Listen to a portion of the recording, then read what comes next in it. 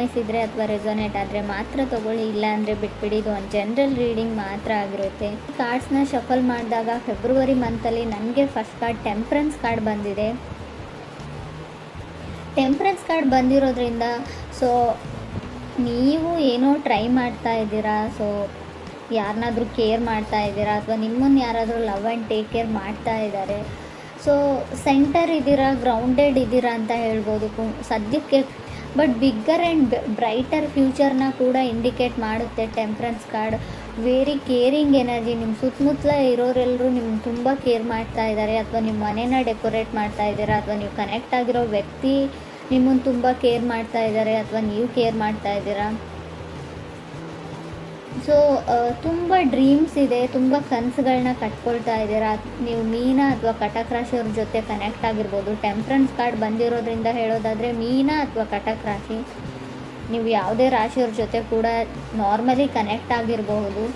Second card ನನಗೆ ಏಸ್ of cups ಬಂದಿದೆ. ಏಸ್ of cups ಬಂದಿರೋದ್ರಿಂದ ಡೂ ಓವರ್ ಅಗೇನ್ ಅಂತ ಹೇಳುತ್ತೆ. ಮಾಡಿರೋ ಕೆಲಸನೇ ಮತ್ತೆ ಮಾಡಬೇಕಾಗುತ್ತೆ, ಅದು ಯಾವುದೇ ವಿಷಯದಲ್ಲಾಗಿರ್ಬೋದು. ಸೊ ಫೀಲ್ ಗುಡ್ ಎನರ್ಜಿ ಇದೆ ಅಂತ ಹೇಳ್ಬೋದು. ಒಂದು ಸಮೃದ್ಧತೆ ಅಂತ ಕರಿತೀವಿ ನಾವು, ಏನೋ ಒಂದು ನೆಮ್ಮದಿ, ಫೀಲ್ ಗುಡ್ ಎನರ್ಜಿ ನಿಮ್ಮ ಮುಖದಲ್ಲಿದೆಯೋ ಅಥವಾ ನಿಮ್ಮ ಪಾರ್ಟ್ನರ್ ಮುಖದಲ್ಲಿದೆಯೋ.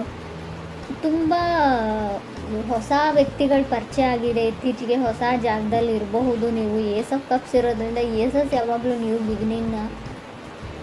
ನ್ಯೂ ಸ್ಟಾರ್ಟ್ನ ರೀಪ್ರೆಸೆಂಟ್ ಮಾಡುತ್ತೆ. ಸೊ ನಿಮ್ಗೆ ಯಾರಾದರೂ ಲವ್ಡ್ ಒನ್ಸ್, ನಿಮ್ಗೆ ಇಷ್ಟ ಆಗಿರೋ ವ್ಯಕ್ತಿ ಸೊ ಮೆಸೇಜ್ ಮಾಡ್ಬೋದು, ನೀವು ಯಾರಿಗಾದ್ರೂ ಮೆಸೇಜ್ ಮಾಡ್ಬೋದು. ಕಮ್ಯುನಿಕೇಷನ್ ಇದೆ ಅಂತ ಸೆಕೆಂಡ್ ಕಾರ್ಡ್ ಹೇಳುತ್ತೆ. ತುಂಬ ಲವೇಬಲ್ ಮೆಸೇಜಸ್ ಪಾಸ್ ಆಗ್ತಾ ಇದೆ ಅಂತ ಕೂಡ ಹೇಳ್ಬೋದು. ಥರ್ಡ್ ಕಾರ್ಡ್ ನನಗೆ ಟೂ ಆಫ್ ಸಾರ್ಟ್ಸ್ ಬಂದಿದೆ. ಸೊ ಯಾರೋ trying to become a patience ಅಂತ ಟ್ರೈ ಮಾಡ್ತಾ ಇದ್ದಾರೆ. ಸೊ ಹೇಗೆ ತಾಳ್ಮೆಯಿಂದ ನಡ್ಕೊಳ್ಬೇಕು ಅಂತ ಕಲಿತಾ ಇದ್ದಾರೆ. ಸೊ ಕಂಟ್ರೋಲಿಂಗ್ ಎನರ್ಜಿ ಇದೆ ಅಂತ ಹೇಳ್ಬೋದು. ನೀವು ಅಥವಾ ನೀವು ಕನೆಕ್ಟ್ ಆಗಿರೋ ವ್ಯಕ್ತಿ, ಅದರ್ ಪರ್ಸನ್ ಕೂಡ ಇದಾಗಿರ್ಬೋದು. ಮುಂಚೆ ಎಲ್ಲದಕ್ಕೂ ಸಿಟ್ಟು ಮಾಡ್ಕೊಳ್ತಿರೋ ವ್ಯಕ್ತಿ, ಕೋಪ ಮಾಡ್ಕೊಳ್ತಿರೋ ವ್ಯಕ್ತಿ ನಿಮ್ಮ ಜೊತೆ ಕನೆಕ್ಟ್ ಆದಮೇಲೆ ಸ್ವಲ್ಪ ತಾಳ್ಮೆನ ಕಲಿತಾ ಇದ್ದಾರೆ, ಸ್ವಲ್ಪ ಕಾಮ್ ಆಗಿರೋದಕ್ಕೆ ಟ್ರೈ ಮಾಡ್ತಾ ಇದ್ದಾರೆ ಅಂತ ಹೇಳ್ಬೋದು. ಫೋರ್ತ್ ಕಾರ್ಡ್ ನನಗೆ ಫೋರ್ ಆಫ್ ಸಾರ್ಟ್ಸ್ ಬಂದಿದೆ. ಯಾರಿಗೂ ಭಯ ಇದೆ, ಫಿಯರ್ ಇದೆ, ಸ್ವಲ್ಪ ಭಯ ಆಗುತ್ತೆ. ಓವರ್ ಥಿಂಕಿಂಗು, ಪದೇ ನಡೆದೋಗಿರೋ ಘಟನೆ ಬಗ್ಗೆ ತುಂಬ ಅತಿಯಾಗಿ ಯೋಚನೆ ಮಾಡ್ತಾರೆ ಅಂತ ಹೇಳ್ಬೋದು. ಈ ಥರ ಕ್ಯಾರೆಕ್ಟರ್ ನಿಮ್ಮದಿದೆಯೋ ಅಥವಾ ಅದರ್ ಪರ್ಸನ್ಸ್ ಇದೆಯೋ. ಬಟ್ ಏಟ್ ಆಫ್ ಸಾರ್ಟ್ಸ್ ಕೆಲವೊಮ್ಮೆ ಚೇಂಜ್ ಆಗಿರೋ ವ್ಯಕ್ತಿನ ರೀಪ್ರೆಸೆಂಟ್ ಮಾಡುತ್ತೆ. ಇತ್ತೀಚೆಗೆ ನೀವು ತುಂಬ ಚೇಂಜ್ ಆಗಿದ್ದೀರೋ ಅಥವಾ ನೀವು ಕನೆಕ್ಟ್ ಆಗಿರೋ ವ್ಯಕ್ತಿ ಚೇಂಜ್ ಆಗಿದ್ದಾರೋ ಅಥವಾ ಕನೆಕ್ಟ್ ಆಗಬೇಕು ಅಂದ್ಕೊಂಡಿರೋ ವ್ಯಕ್ತಿ. ಸೊ ಯಾರೋ ಡೇಟ್ಗೆ ಹೋಗ್ತಾ ಇದ್ದೀರಾ, ನೀವು ನಿಮ್ಮ ಗರ್ಲ್ಫ್ರೆಂಡ್ನ ಡೇಟ್ ಕರೀತಾ ಇದ್ದಾರೆ, ಅವ್ರು ನಿಮ್ಮ ಜೊತೆ ಮೀಟ್ ಆಗ್ತಾ ಇದ್ದಾರೆ. ಸೊ ತುಂಬ ಫ್ರೆಂಡ್ಲಿ ಕ್ಯಾಜುವಲ್ ಕಾನ್ವರ್ಸೇಷನ್ ಇದೆ ಅಂತ ಹೇಳ್ಬೋದು. ಕಮ್ಯುನಿಕೇಷನ್ ಆದರೂ ಕೂಡ ತುಂಬ ಕ್ಯಾಜುವಲ್ ಫ್ರೆಂಡ್ ಥರ ಅವ್ರು ನಿಮ್ಮನ್ನು ಟ್ರೀಟ್ ಮಾಡ್ತಾರೆ, ನೀವು ಅವ್ರನ್ನ ಒಂದು ಗುಡ್ ಫ್ರೆಂಡ್ ಥರ ಟ್ರೀಟ್ ಮಾಡ್ತೀರಾ ಅಂತ ಹೇಳ್ಬೋದು.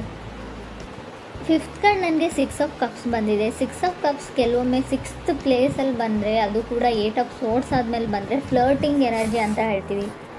ನೀವು ಯಾರ ಜೊತೆನಾದರೂ ಫ್ಲರ್ಟ್ ಮಾಡ್ತಾ ಇದ್ದೀರೋ ಅಥವಾ ನಿಮ್ಮ ಜೊತೆ ಯಾರಾದರೂ ಫ್ಲರ್ಟ್ ಮಾಡ್ತಾ ಇರ್ಬೋದು. ಕೇರ್ಫುಲ್ಲಾಗಿರಿ.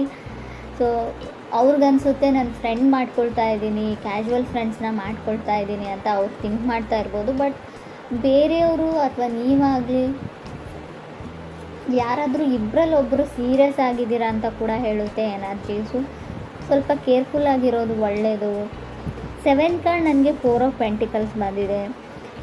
ಹೋಲ್ಡಿಂಗ್ ಬ್ಯಾಕ್, ಯಾರೋ ಯಾರಿಂದನೋ ದೂರ ಸರಿತಿದ್ದಾರೆ ಅಂತ ಅಂದ್ಕೊಳ್ಬೋದು. ಡಿಸಿಷನ್ನ ತೊಗೊಳ್ಳೋದ್ರಲ್ಲಿ ಲೇಟ್ ಮಾಡ್ತಾ ಇದ್ದೀರಾ, ನೀವು ಅದರ್ ಪರ್ಸನ್ನು ಆ ವ್ಯಕ್ತಿಯಿಂದ ದೂರ ಆಗ್ತಾ ಇದ್ದೀರಾ, ಸ್ವಲ್ಪ ಕಾಂಟ್ಯಾಕ್ಟ್ನ ಮಿಸ್ ಮಾಡ್ಕೊಳ್ತಾ ಇದ್ದೀರಾ ಅಂತ ಹೇಳ್ಬೋದು. ಏಟ್ ಕಾರ್ಡ್ ನನಗೆ ಟವರ್ ಕಾರ್ಡ್ ಬಂದಿದೆ. ಟವರ್ ಕಾರ್ಡ್ ಬಂದಿದೆ ಅಂತ ಭಯ ಪಡೋ ಅಗತ್ಯ ಇಲ್ಲ. Sometimes tower cards temperance card ಜೊತೆಗೆ ಬಂದರೆ ಖಂಡಿತವಾಗ್ಲೂ ಡಿಲೇ ಅಂತ ಹೇಳ್ತೀನಿ. ಯಾವುದೇ ವಿಷಯದಲ್ಲಾಗಿರ್ಬೋದು, ರಿಲೇಷನ್ಶಿಪ್ ವಿಷಯದಲ್ಲಾಗಿರ್ಬೋದು, ನೀವು ಮನೆ ಕಟ್ತಾ ಇದ್ದರೆ, ಏನಾದರೂ ಖರೀದಿ ಮಾಡ್ತಾ ಇದ್ದರೆ, ಯಾವುದಾದ್ರೂ ಇವೆಂಟ್ ಇದ್ದರೆ, ಎಲ್ಲಿಗಾದ್ರೂ ಹೋಗಬೇಕು ಅಂದ್ಕೊಂಡಿದ್ರೆ, ಎಲ್ಲದರಲ್ಲೂ ಡಿಲೇನ ಸಡನ್ ಅನ್ಎಕ್ಸ್ಪೆಕ್ಟೆಡ್ ಡಿಲೇ ಅಂತ ಹೇಳ್ಬೋದು. ಸೊ ನೀವು ರೆಡಿಯಾಗಿಲ್ಲ, ಯಾವುದಕ್ಕೂ ಇನ್ನೂ ಟೈಮ್ ಬೇಕು ಅಂತ ಹೇಳ್ತಾ ಇದೆ ಅಂತಲೂ ಹೇಳ್ಬೋದು. ಮೇ ಬಿ ಡೆಸ್ಟಿನಿ ರೆಡಿ ಇಲ್ಲ ಅಂತ ಹೇಳ್ಬೋದು. ನೀವೇನೋ ಮಾಡಬೇಕು ಅಂತ ಇದ್ದೀರಾ, ತುಂಬ ಎಕ್ಸ್ಟರ್ನಲ್ ಫೋರ್ಸಸ್ಸು ನಿಮ್ಮನ್ನು ತಡೀತಾ ಇದೆ, ಆ ಕೆಲಸ ಪೂರ್ತಿ ಆಗಕ್ಕೆ ಬಿಡ್ತಾ ಇಲ್ಲ ಅಂತ ಕೂಡ ಹೇಳ್ಬೋದು.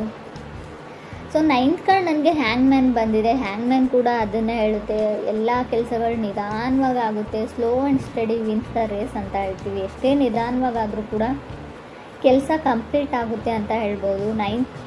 10th ಕಾರ್ಡ್ ನನಗೆ 5 ಆಫ್ ಸಾರ್ಟ್ಸ್ ಬಂದಿದೆ. ಹುಷಾರಾಗಿರಿ, ಮೇ ಬಿ ಬ್ರೇಕಪ್ಸ್ನ ಹೇಳ್ತೀನಿ, 5 ಆಫ್ ಸಾರ್ಟ್ಸ್, ಡಿವೋರ್ಸ್ನ ಹೇಳ್ತೀನಿ.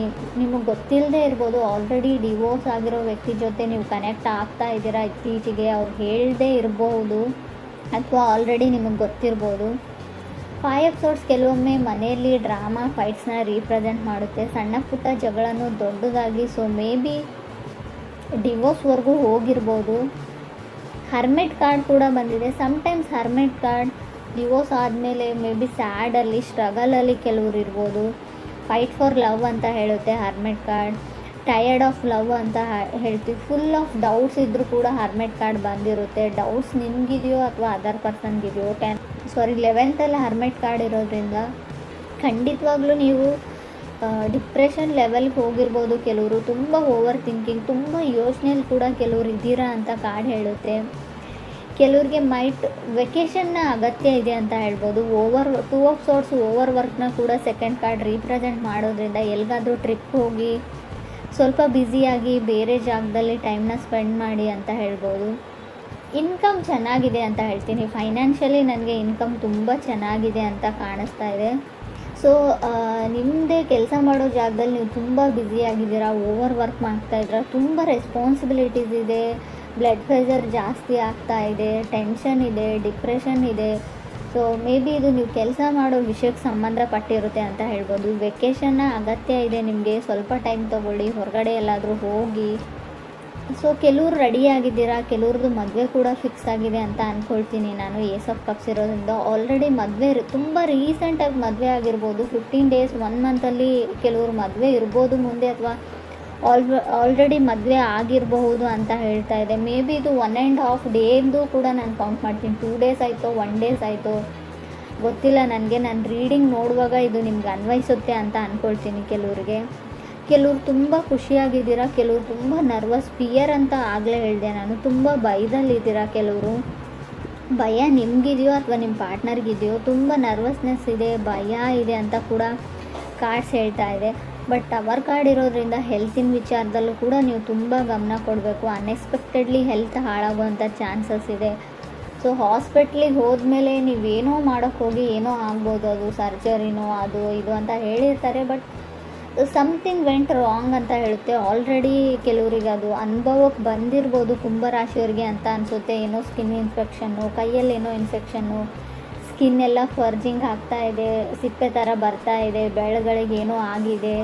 ಸೊ ಏನೋ ಸಣ್ಣ ಪುಟ್ಟ ಇನ್ಫೆಕ್ಷನ್ಸ್ ಆಗುವಂಥ ಚಾನ್ಸಸ್ ಕೂಡ ಇದೆ. ನನಗೆ ಗೊತ್ತು ಇದು ಲವ್ ಲೈಫ್ ರೀಡಿಂಗ್, ಆದರೂ ಕೂಡ ಕಾರ್ಡಲ್ಲಿರೋದನ್ನು ನಾನು ಹೇಳ್ತಾ ಇದ್ದೀನಿ. ಮೇ ಬಿ ಕೆಲವ್ರಿಗೆ ಉಪಯೋಗಕ್ಕೆ ಬರುತ್ತೆ ಇದು ಕೂಡ ಅಂತ ಅನಿಸುತ್ತೆ. ಇನ್ನು ಲವ್ ಲೈಫ್ ವಿಚಾರಕ್ಕೆ ಬಂದರೆ ಸ್ವಲ್ಪ ಜಗಳನ ಹೇಳ್ತೀನಿ, ಬ್ರೇಕಪ್ನ ಹೇಳ್ತೀನಿ. ಆಲ್ರೆಡಿ ಮದುವೆ ಆಗಿರೋರಿಗೆ ತುಂಬ ಜಗಳ ಮತ್ತು ಡಿವೋರ್ಸ್ವರೆಗೂ ಹೋಗುವಂಥ ಚಾನ್ಸಸ್ ಇದೆ.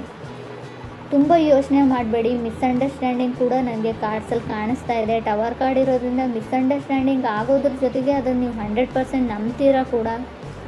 ಸೊ ಗಮನ ಕೊಡಿ, ಯಾವುದೇ ವಿಚಾರ ಇರಲಿ ತುಂಬ ಸರ್ತಿ ಯೋಚನೆ ಮಾಡಿ ಡಿಸೈಡ್ ಮಾಡಿ. ಯಾವುದನ್ನು ಟವರ್ ಕಾರ್ಡ್ ಅಂದರೆ ಸಡನ್ ಡಿಸಿಷನ್ ತೊಗೊಳ್ಬೇಕು ಅಂತ ಅನಿಸುತ್ತೆ. ಸೊ ಕೋಪದಲ್ಲಿ ಕೊಯ್ಕೊಂಡಿರೋ ಮೂಗು, ಸೊ ನೀವು ಸಮಾಧಾನ ಆದಮೇಲೆ ಖಂಡಿತ ಬರಲ್ಲ. ಈ ವಿಚಾರದ ಬಗ್ಗೆ ಕೂಡ ನೀವು ತುಂಬಾ ಯೋಚನೆ ಮಾಡಬೇಕು.